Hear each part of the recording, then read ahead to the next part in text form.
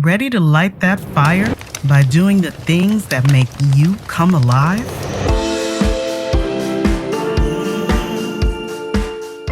Welcome to Health Raisers, a podcast for wise women. I'm your host, Dr. Nadine. I left a soul-crushing medical career full of bad news and evolved into a joyful health integration coach, helping hundreds of women find their healthy.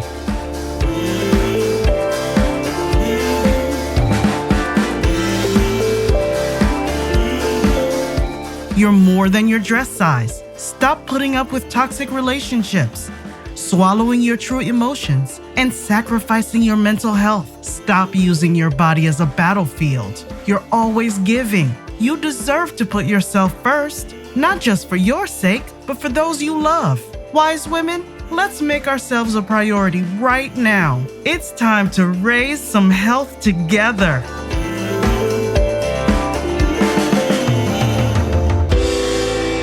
Hello, wise women. Today, my guest is Michelle Smith. Michelle is a licensed online therapist who works out of several states.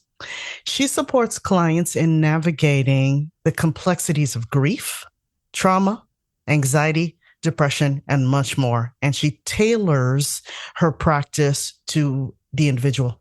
So I am quite happy and honored to have you on the show today, Michelle. Thank you for being here. Thank you so much for having me. It's a pleasure and a privilege. I'm a deep lady. I don't like the shallow end of the pool. I like to dive deeply. So we're just going to get right into it. The theme today is going to be about intergenerational trauma, something I've been thinking about quite a bit. And I know I'm not alone in thinking about this. As a matter of fact, if you could just kind of start from your experience, Michelle has had, for the audience, over a decade of experience with clients.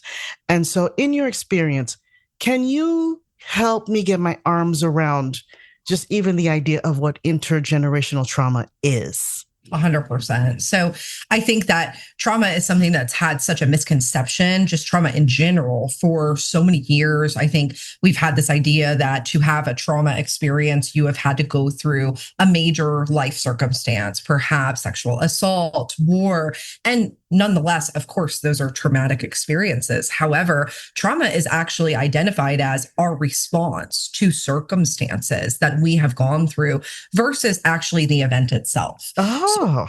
About intergenerational trauma, you may not even actually know activating events. We are born with kind of this biological makeup, this DNA that has been passed down from generation to generation. And we come into the world with kind of this programmed way of operating based on this, right? So we look at, as a clinician, the response that a client is having, and we identify that more so than the actual identifying event. So when you talk about intergenerational trauma, this can go way, way back to your ancestors and what they have had to survive through. And then we kind of build these belief systems, these kind of neural networks that tell us this is what's safe. This is how to survive. And then we start operating off those, if that makes any sense, Nadine. That does make sense. So it's a combination of genetics, but conditioning as well, nurture and nature. Yes. Yes. Okay. So why do you think that we have had more of this awakening, this realization, and this willingness to have the conversation around intergenerational trauma lately? That's a great question. Well, I think that it's a great thing. I work with a lot of young people, and there's this interest, there's this self-awareness that's growing, right? Why am I the way I am? And I notice these patterns, and I notice I respond this way. And there's this curiosity that instead of coming from a defensiveness, people have become more curious about their responses. How can I change that? How can I know this part of myself, and how can I work with it? And so that has really allowed people to recognize all of the facets. And when you come from a curious perspective, you're not coming defensively. You're saying, you're looking for clues. I talk to clients about being a detective a lot of times, and so I think that switch in the paradigm has really allowed this conversation to grow. You go online, there's conversations about trauma, there's clinicians out there giving great tips, there's all kinds of information that even 20, 30, 50 years ago, we didn't have the research or the knowledge to talk about. So it's timely in the sense that I think people are ready to talk about it. And we now have actual data and tools to work with it, which is a beautiful thing. So, who's coming for the healing? Is it more prevalent in, like, say, Gen Z, maybe millennial versus the Gen X and baby boomers and beyond? It's a great question, Dean. I think the willing are coming. The willing who are willing to go with Okay. it, be with it deeply. It's not necessarily. I see clients of all over the lifespan, and I think sometimes you go through something in life that makes really rocks yourself, rocks your nervous, rocks what you ever believed or experienced, and sometimes that triggers a willingness that's all you really need to do this work is, just being committed to going deeper, essentially. So let's go deeper to a concept you brought up a little while ago when you were talking about the responses to trauma and what you're learning and the neural networks that are forming along those lines to help you establish patterns. So you have someone who's willing and curious come to you for help. Can you walk us through what it looks like when someone is processing their inherited patterns and messages? And, you know, yeah, can you walk us through that process? And then the second part of the question would be, do you consider this a grieving process?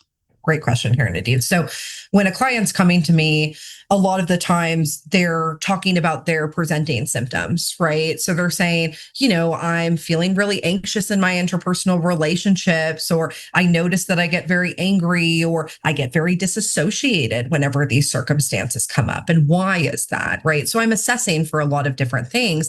Something that is misunderstood as well is that trauma looks a lot like other mental health symptoms. So you may be presenting as such that you look like you're experiencing ADHD or lack of focus, memory. That can come from trauma. Anxiety, fear, threat-based response, that can come from trauma. Depression, hopelessness, that can come from trauma. So really having somebody who is trained and being able to assess, is this a trauma thing, or is this more of a circumstance where, it is very isolated to these areas? So we're really assessing, we're doing some assessments, we're clarifying what we're here to work with. Once we know that, and a lot of people experience trauma more than there's kind of an acceptance process. A lot of the times people don't want to. There's an ego thing. I haven't been traumatized. I had a great life, right? My parents were there for me. They showed up.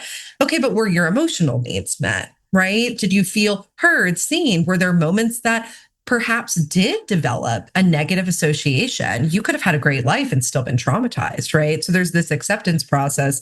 Now, when you talk about the grief, it's actually very helpful because there's stages to trauma recovery. So at first, we have to reestablish safety in your nervous system. Your nervous system has kind of gotten out of whack, out of this window of tolerance. It's kind of shifted based on your experiences. So what happens is it becomes more comfortable to be in these fight or flight, threat-based responses. I am uncomfortable when I'm resting because my brain has been hardwired to kind of tell me there's a threat, there's a danger that you're missing if you're not on it, or hyper aroused or what have you, right? So we have to kind of start working with a client to reestablish safety. And that's where I'm doing a lot of resourcing. I'm helping them reconnect to their bodies. I'm helping them identify those patterns, right? So I'm building. The second phase, once they got that, is actually exactly what you said, Nadine, grief and mourning. Because with trauma, there is a grief process. I have to grieve all the things that I experience, the loss of sense of self, the loss of time, the loss of information, all of these things, the things that I could have and probably should have had for myself. I have to grieve that. And that comes after I've developed stabilization. So you're exactly on the right track here for sure. Bringing you Health Razors is possible because of these incredible sponsors. Feeling the need for a little pampering? Do you want an escape from the hustle and bustle of daily life? Mac Salon and Day Spa is your destination for relaxation and rejuvenation in Southwest Michigan. Get ready for a retreat in the woods. Mac offers comprehensive services tailored to your needs, including massage, facials, nails, waxing, and hair treatments, ensuring you feel refreshed and beautiful. Whether you're preparing for a special occasion or simply treating yourself, the experts at MAC are committed to helping you look and feel your best. Their commitment to wellness isn't just about beauty, it's about balance, confidence, and feeling amazing in your skin. Visit them today and discover why they're Southwest Michigan's premier choice for all your beauty needs. Looking for some time away from the chaos of everyday life? Step into the beauty of Fernwood Botanical Garden, where nature, peace, and renewal come together. Nestled along the scenic St. Joseph River Valley, in between Niles and Buchanan, Fernwood's 105 acres of lush gardens, quiet trails, and serene woodlands offer a sanctuary for replenishing your soul. Wander through vibrant landscapes, listen to the melodies of birds, and connect with nature at your own pace. Indoors, you'll find an inspiring art gallery, a lush fern conservatory, and a welcoming cafe, perfect for reflection and relaxation. At Fernwood, there's always something to discover, from engaging classes and special events to charming, verdant venues for your own gatherings. It's more than a destination, it's a feeling, a place to breathe, learn, and grow. Plan your visit today. Explore, discover, connect.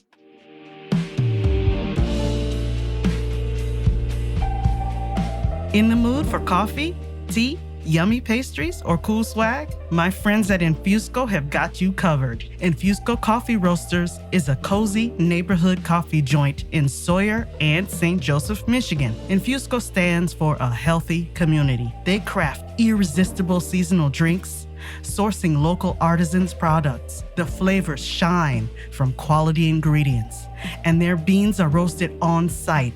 They do not hide behind tons of sugar. Every time I go, I'm greeted by my name with a smile. Bad service is just non-existent. It feels like stepping into a friend's living room. They keep it personal. Old school, eclectic coffee mugs on the wall, fun merch, including stickers designed by artists, t-shirts, and sweatshirts. It's the perfect place to get to know your neighbors and chat with tourists. You will always find people deep in conversation. Special events keep it fresh. Community, health, the heart of Sawyer. That's Infusco. I hope to meet you there.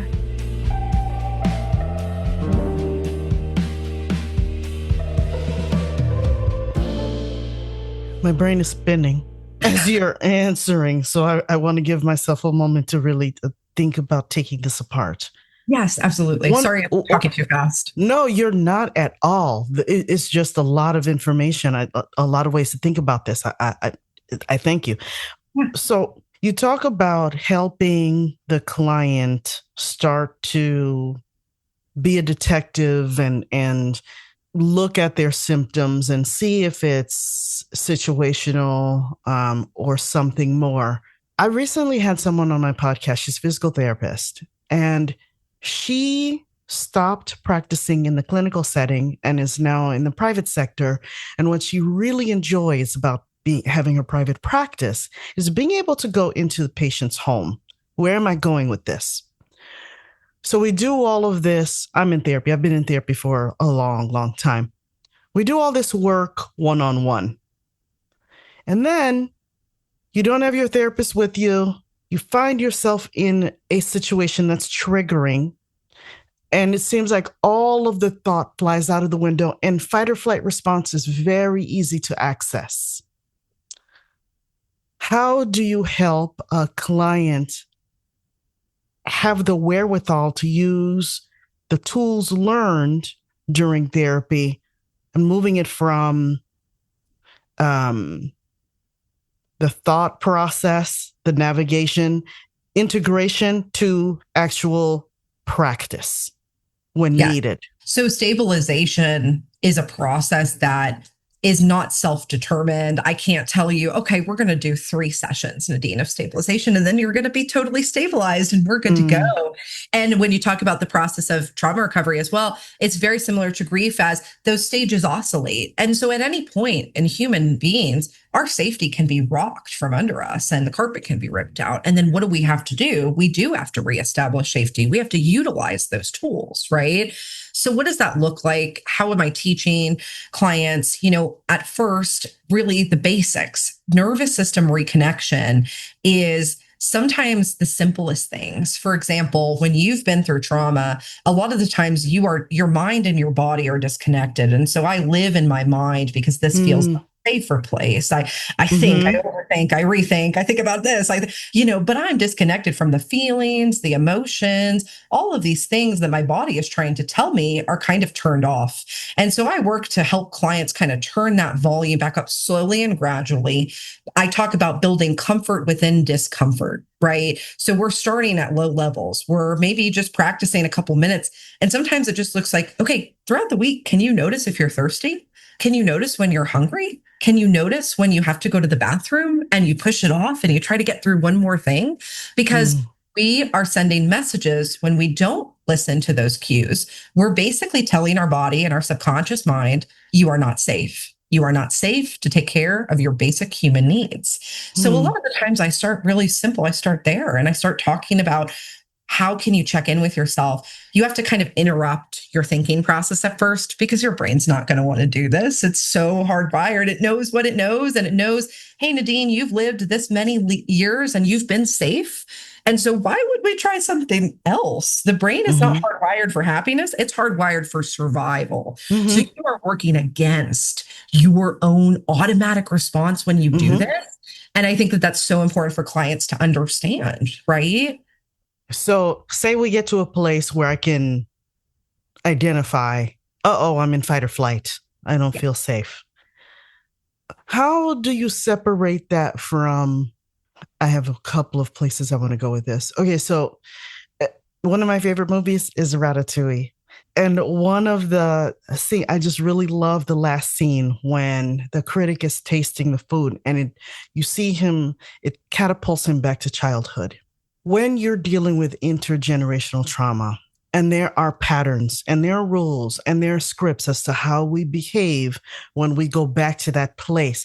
How do you prevent yourself from becoming that little girl again? Ooh, and that's a good question. Actually, the question is, how do I allow myself to feel that trigger coming up instead of running? Right. That's our automatic response is we don't want to go there because we know a lot of the times there's a lot of shame around the inner child and these parts that come up to protect us. And one of the things that I have to talk a lot with clients about is building this lens of self-compassion and recognizing that, hey, you might not like this response now, and that's totally valid. That's probably why you're here in my office. However, mm, it also kept you safe for this period of time. And so a lot of that is being able to acknowledge, to validate, to sometimes even just say, I see you, I hear you're there, I recognize you, breathe with it. The breath is one of the most important tools. I do a lot of breath work, mindfulness work, hypnosis work. Resourcing comes because the breath is the only thing that you can do to connect the conscious and subconscious mind. It's mm-hmm, happening automatically. But if you take an intentional breath and you breathe out, now my conscious and my conscious mind is connected. Right. So a lot of it is it's actually shifting that question is how can I be okay with this discomfort coming up instead of automatically shutting down and mm, slowly building that window of tolerance, if that makes okay. sense. Okay. Um, Getting comfortable with being uncomfortable. How do you tell the difference between, okay, so I've been having this conversation with my daughters and their friends, and in the zeitgeist, they'll send me videos sometimes of this younger generation talking about breaking patterns. And the old way of thinking has been, since we're talking about intergenerational trauma, Family above all else. Family's family. But this is family.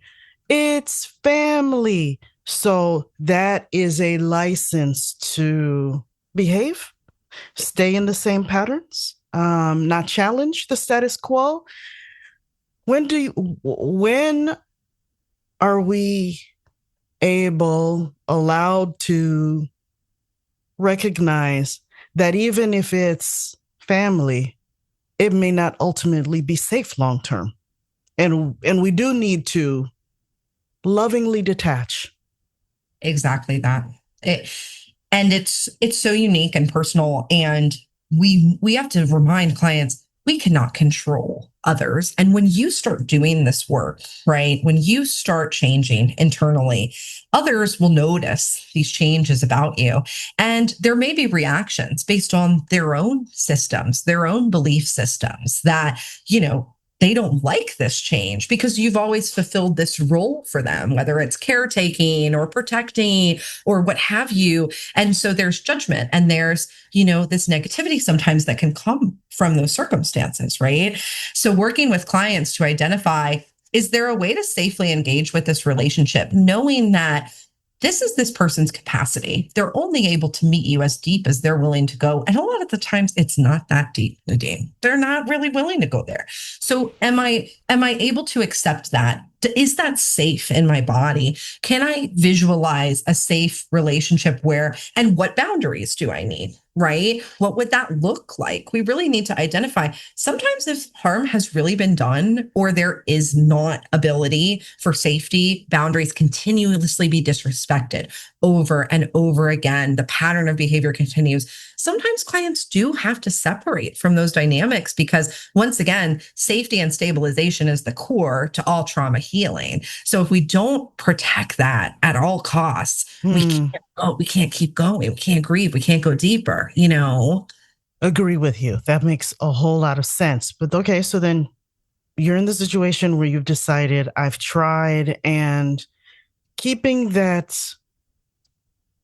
more superficial level going may not be palatable because it is hurting me or hurting the person involved in the situation,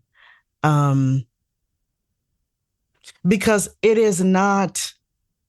it's more complex than meeting the person where they are, when where they are is hurting you.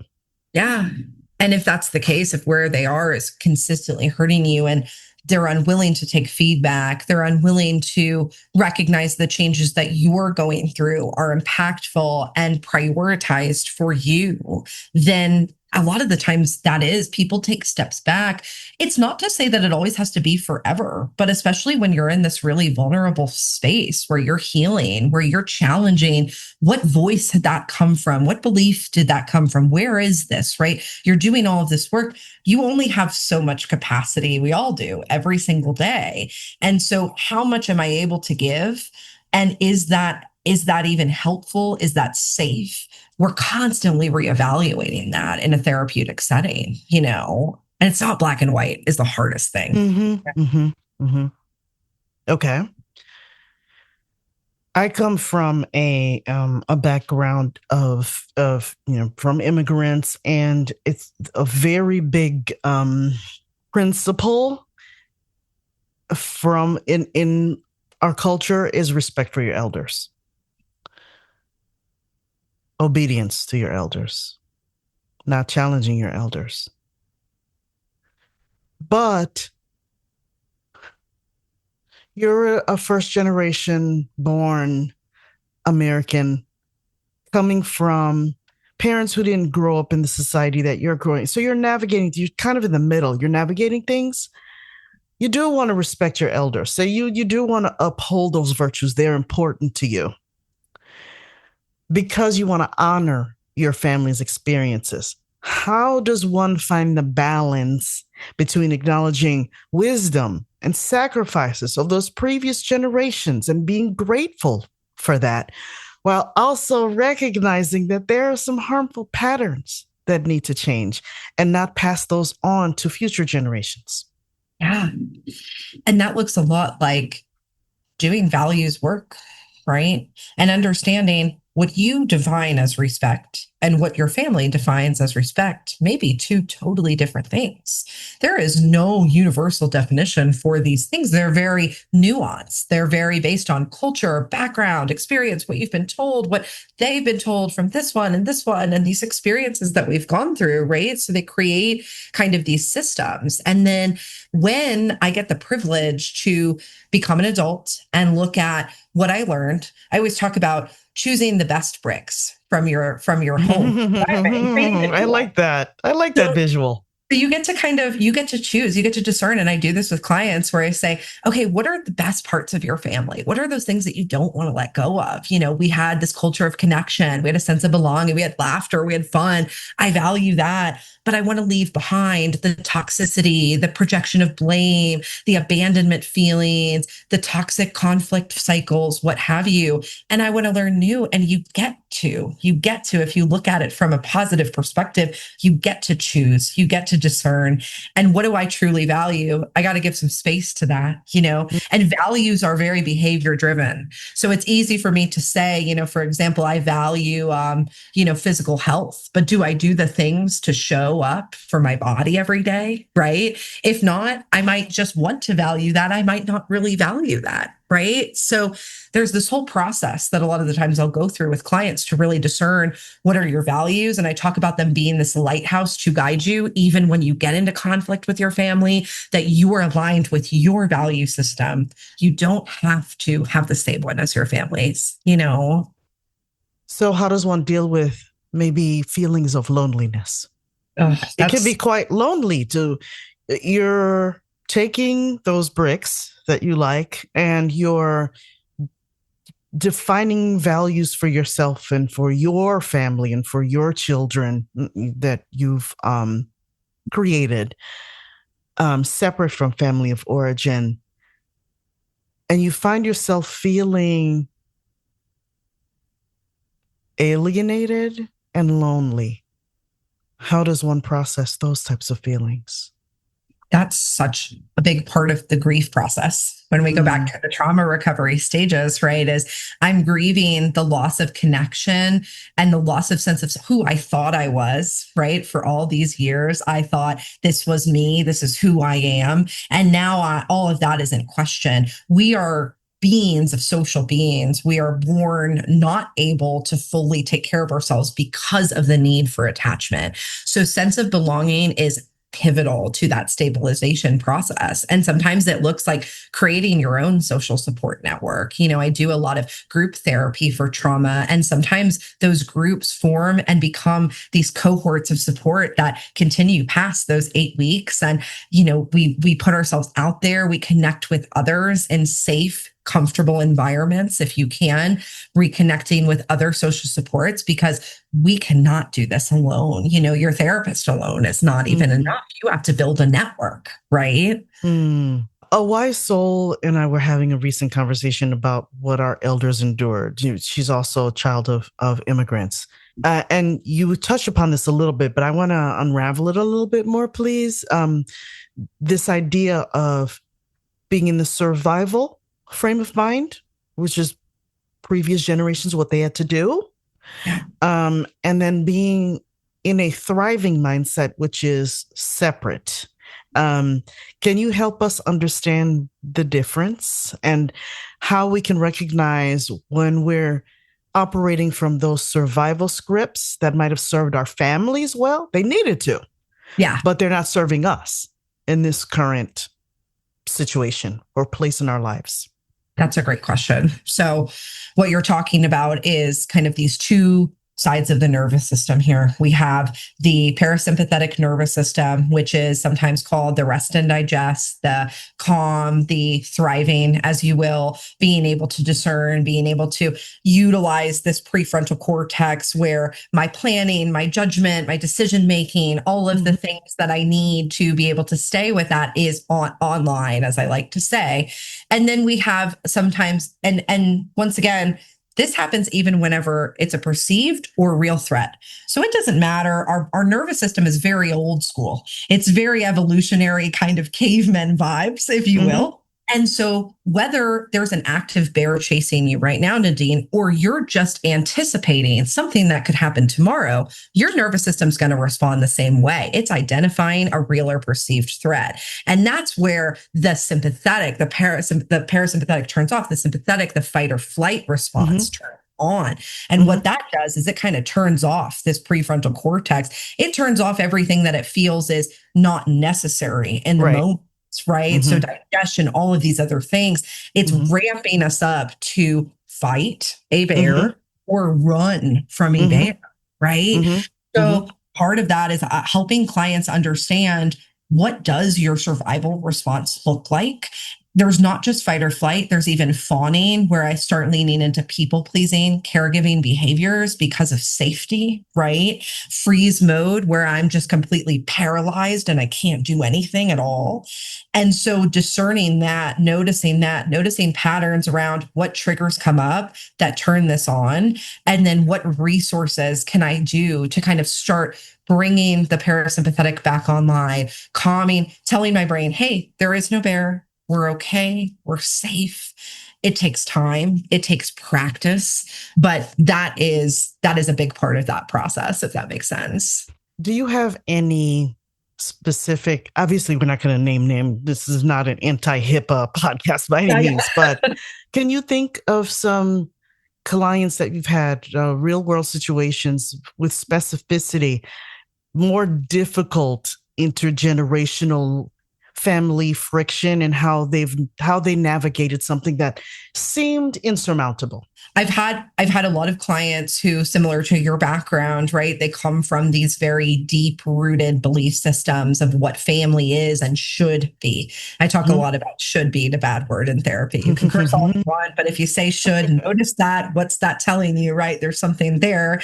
A lot of the times it relates back to these messagings. But, I've had clients whose experience has been very rigid. And then they've had to understand and come to those realizations, perhaps going no contact with their family and processing that grief, right? And coming to that decision. Of course, that's a very personal decision, but a lot of the times it comes from necessity. It doesn't ever come from, for example, one moment. I've never had a client say, one thing happened and now I'm going no contact with my family. No, because we're human. We make mistakes. Mhm. We know that we grow. Specifically, a lot of the times it comes from a pattern of behaviors where every time I show up in this space, I feel defeated. I feel unlovable. I feel like I can't authentically be myself. And over time, that chips away. That chips away at my belief systems. That chips away at my ego, my ability to stay safe and calm and stay within kind of this parasympathetic nervous system. And so a lot of the times we will talk about safety in that lens and say, is there any world where it's safe? And if it's a no, sometimes clients will make that decision. And I've supported them through that. I have, and that's a hard thing to have to go through, for sure. Hmm. Yeah, I'm sure there's a lot of guilt. I'm sure there's a lot of shame, and I mean them as separate. I know those are separate. Can you define? Because I know that there's a difference between guilt and shame. Can you tell Yeah. us though? Great question. Yes. So guilt is behavior driven. If I, for example, yelled at my partner this morning because he did not take out the trash, right? I feel guilty as a productive and healthy emotion because it's driving me to make a repair with my partner. Hey, I shouldn't have yelled at you. I'm sorry. I apologize, right? When shame comes, shame doesn't say the behavior is the problem. Shame says, I'm the problem. So shame Hmm. says, I'm unlovable. Shame says, I'm the problem. Shame says, I'm unworthy. I'm this, I'm that. So I start pointing that as a means of control a lot of the times because these circumstances feel insurmountable, uncontrollable. And so what do I do? A lot of the times I turn that towards me, or maybe the messaging has encouraged me to turn that towards me. And then I start criticizing and blaming myself. There's not necessarily a behavior. And once again, the values come into this as well, Nadine, because if your behavior is aligning with your values, for example, you're, really working on relaxation, you're working on aligning with values, you're working on this healing journey, and I recognize it's unsafe and I pull back, that's actually shame that you're feeling because you made a decision that's within line with these values. And now I'm feeling shame that I'm not continuing to metabolize other people's emotions, which is probably what you learned if that's the dysfunctional family system that you came from. And so now I have this kind of this space where typically I would jump in and I would say, I'm so sorry, or whatever your response would Mm-hmm. be, Mm-hmm. right? Now, what is that? There's this discomfort there. I have to sit with that. And that's where the shame comes out because it's not behavior, it's not value based. It's now I'm the problem because this is the way I've been conditioned through those systems, right?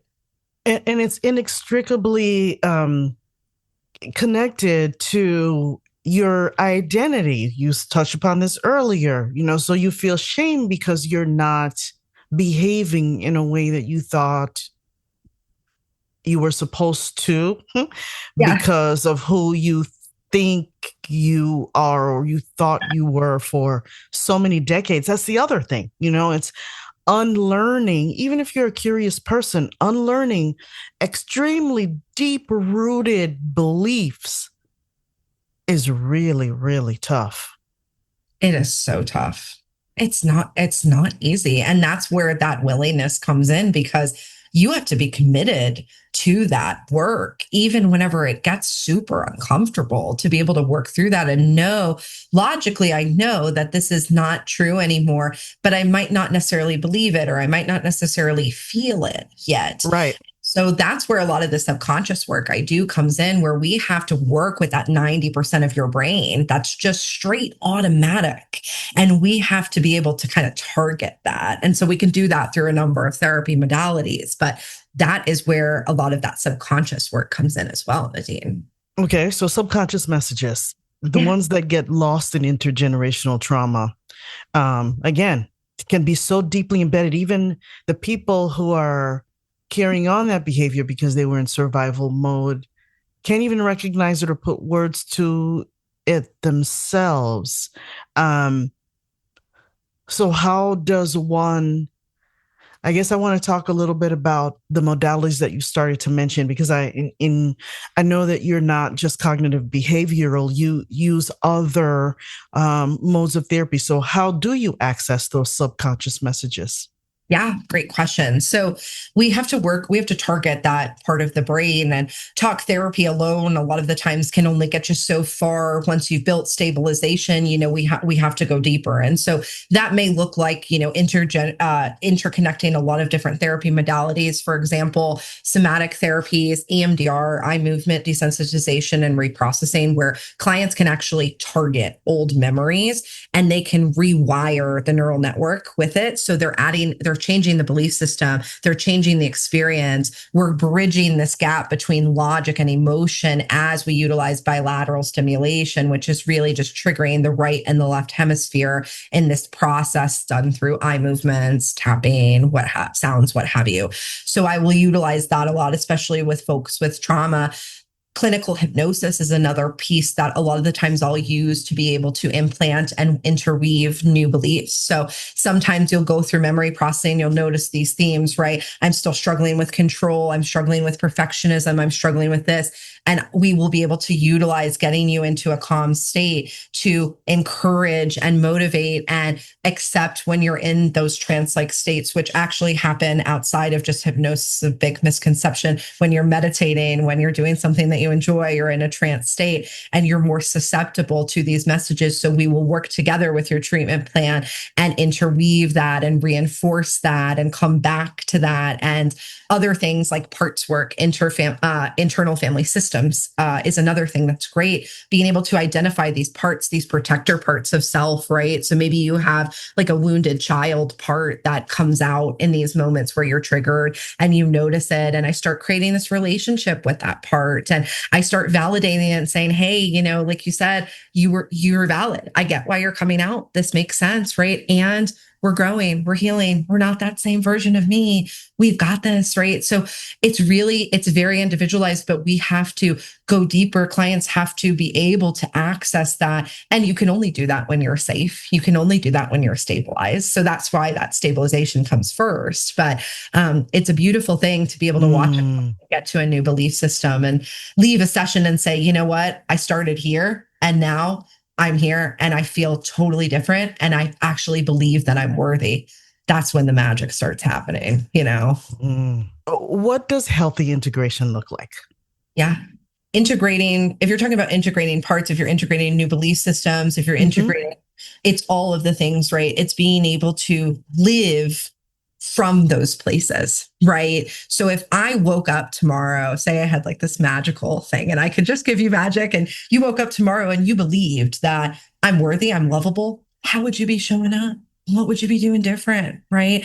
And those things kind of start shifting as you start doing these subconscious work. You start noticing, okay, this trigger is very familiar, but I'm responding different. I'm staying more calm. I'm responding this way. This feels different in my body, right? So all of these things kind of start coming together as we build new beliefs, as we target this, as we work through, as we heal, as we grow, and we start noticing, not to say that it's not still impactful because this is the makeup of you, right? Hmm. It's never going to be, I don't think about that ever, or it's not still significant to your story, but Hmm. the activation level, it's manageable. The discomfort might be a 2 or a 3, whereas before it used to be an 11 off the chart. And so that's when we know we're really integrating, we're really healing, and it's gradual. A lot of times clients can't see it themselves. And so I might need to point out, hey, Nadine, do you notice you're responding totally differently there? That's growth, right?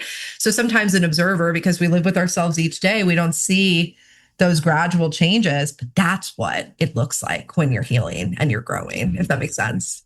Yes. Okay. So another question just occurred to me. So I'm going to go ahead and ask.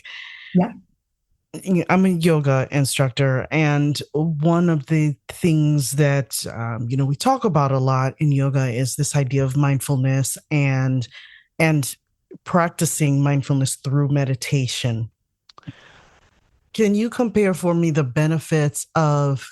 Because I'm not saying that one is more superior than the other, Yeah. but how does one, since we're talking about integration, how does one integrate the idea of meditation being a valuable practice because it's alone?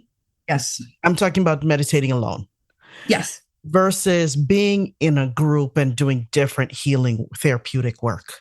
So the brain is going to be giving off similar signals when you're meditating, when you're doing these types of work, right? You're going to be giving off similar kind of neural path, neurons firing, what have you. When you're in a meditative state, you're in a calm state, you're calming the body, you're calming the nervous system. You could do that intentionally. Sometimes folks will, set an intention for the meditation, or perhaps they're just noticing and observing. A Mm-hmm. lot of the times I encourage clients, I love that you're a yogi. I'm a big yogi myself. I've been Mm-hmm. practicing for 10 years.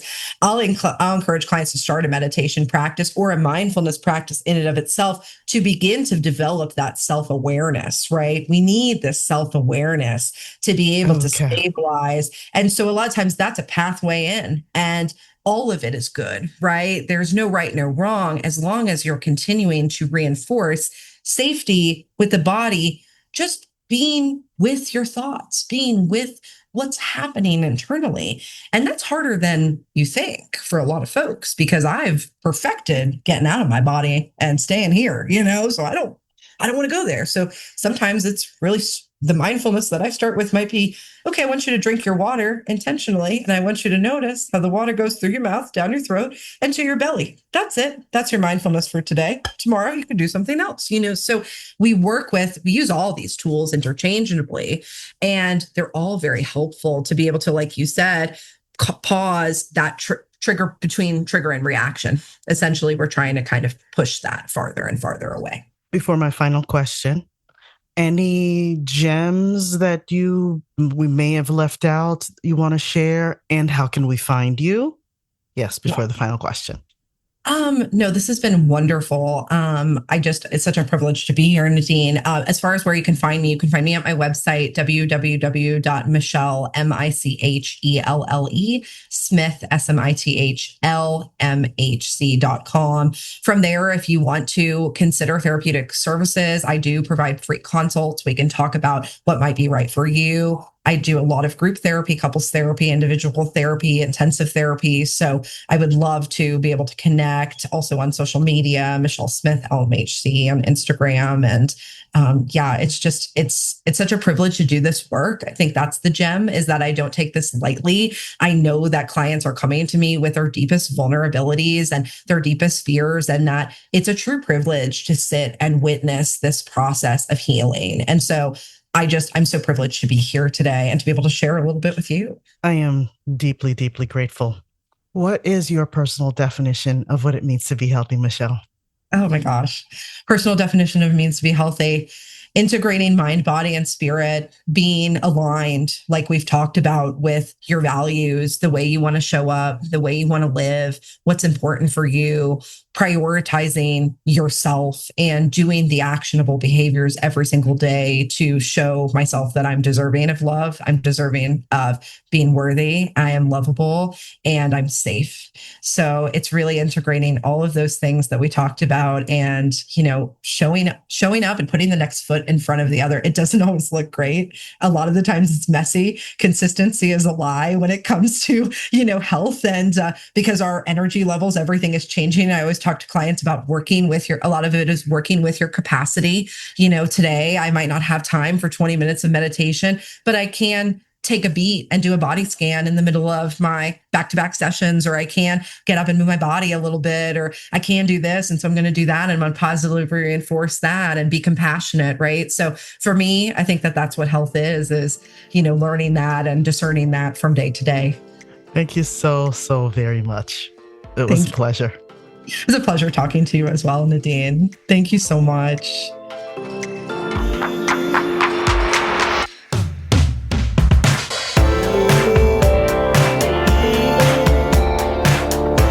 Wise women, move from last place to first place in your life. Stop using your body as a battlefield. Let's raise health together with a customized health plan just for you. Contact me at npkhealthintegration.com. Thanks for listening. See you next time.